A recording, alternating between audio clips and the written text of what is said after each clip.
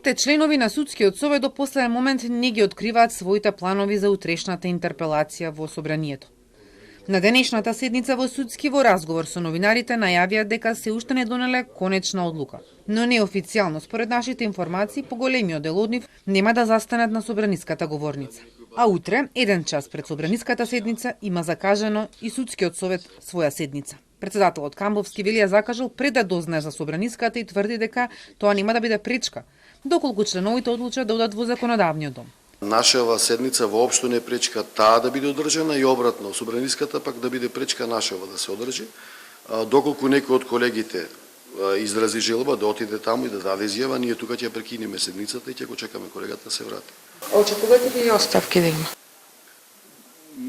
Не знам, значи тоа е личен чин, индивидуална одлука е, не можам јас ниту очекувам, ниту не очекувам, не знам како ќе се одлучат колегите.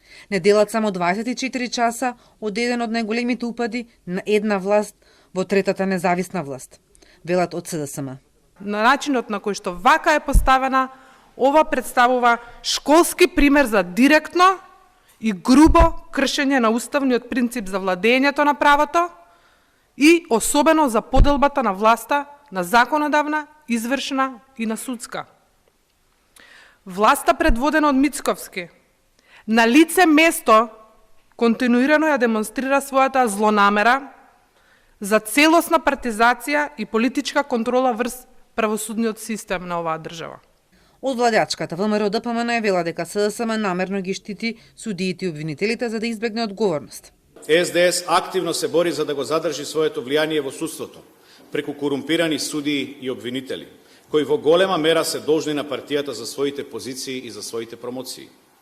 Ваквата стратегија ја подкопува независноста на судството и го нарушува принципот на еднаквост пред законот, што треба да биде основа на секој правен систем.